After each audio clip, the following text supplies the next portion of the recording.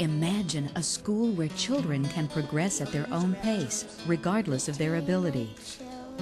One that provides each child the opportunity to make decisions about what they want to know and when to move on to another subject. Imagine a school that teaches with hands-on materials, allowing children to absorb information using all their senses. Imagine a school that is a true community of learners, where children actually teach and learn from each other as well as the teacher, and assume their share of responsibility for maintaining the classroom environment. In the next few minutes, we will visit 3 elementary schools that offer children all of these opportunities. 2 of the schools are urban public schools, and 1 is a suburban private school. But they are all Montessori schools. Come into these classrooms and observe how these schools engage the minds of children, regardless of background or ability. As we watch these children work, we will introduce you to some of the basic elements of elementary Montessori schools, including hands-on materials, self-paced, self-initiated learning, and a multi-age community of learners. This is big research. All Montessori classrooms are based on a hands-on approach to learning. The materials that teach math, science, It's not clipped in well enough here. Do the other map. Yeah. geography, Say it again. 45 north, 7 east. Yeah. language arts, geometry, and other subjects are carefully designed to appeal to the child's imagination. Rich colors and pleasing textures, thoughtfully assembled, invite each child to take the materials from the shelf. If you can see something, if you can touch it, if you can feel it, you can hear it, see it, get your senses involved with it. Of course, it's going to heighten your learning. Any child. When you can feel these things and know how the exchanges are made and that this is 10 times as much as this and the size is there, and you can feel these things rather than seeing numbers that don't really mean a lot to you at that age. I think that helps a whole lot. As the child becomes comfortable with the basics, the materials become increasingly abstract and complex, helping the learner to understand first the patterns of addition, subtraction, multiplication, and division, and building from this foundation to the complexities of squaring and square root, cubing and cube root. There are 1, 2, 3, 4, 5, 6. And there's so many. And we use that. We're going to have to use that 1, 2, 3 times. Okay. So. These 11-year-olds are tackling a math problem that calls for the addition of the components of a cube.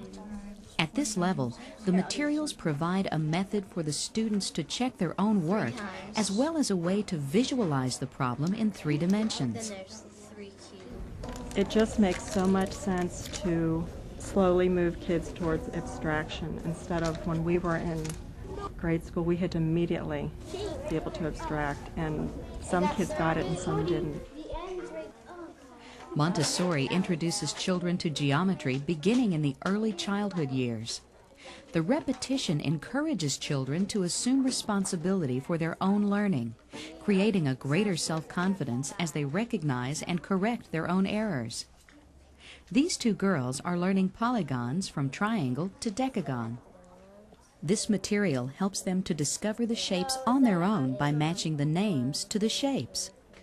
When they get stuck, they are able to solve the problem independently without adult assistance through the use of a chart.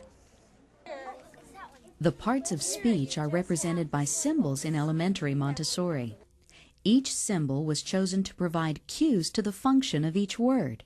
For example, a black triangle is used to symbolize a noun. The notion of the verb is introduced with a red ball, full of action and motion. Is this an action? I'm working. Now the child can analyze the work of any author, including herself. All genre of literature are explored, read, written, and analyzed for the basics of story structure.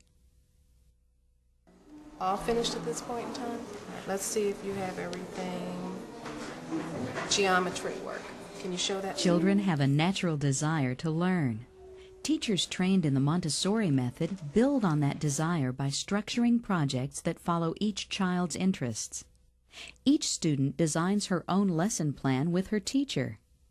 After developing this work plan, students often pursue a project well beyond what they could in most other classrooms.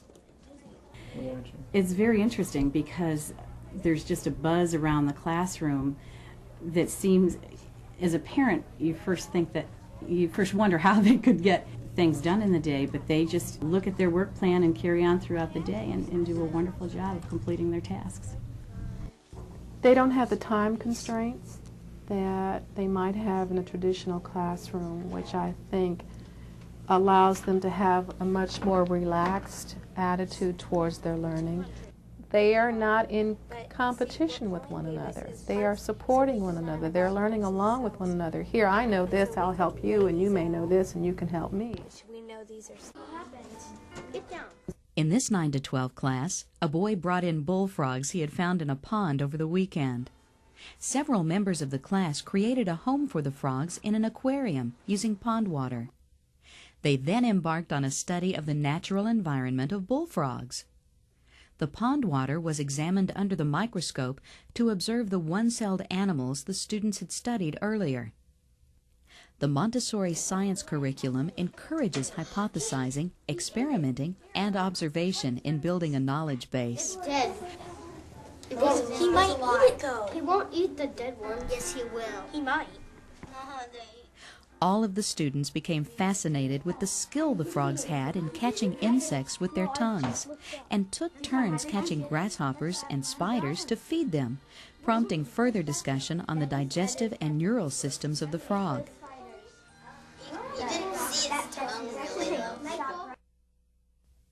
Children thrive in this environment because they are free to work at their own pace. There is no rush to keep up with material that is confusing, no fear of falling behind, no boredom waiting for others to catch up. Montessori students feel relaxed about learning and enjoy each new challenge. Uninterrupted periods of work time is one of the greatest gifts of the Montessori method, resulting in periods of focused, sustained concentration. You can go as far as you want, as fast as you want. I really like the idea of an independent study because the kids can explore and see how, starting from one thing, it just keeps flowering into other things, other avenues, and they get a better understanding of the total.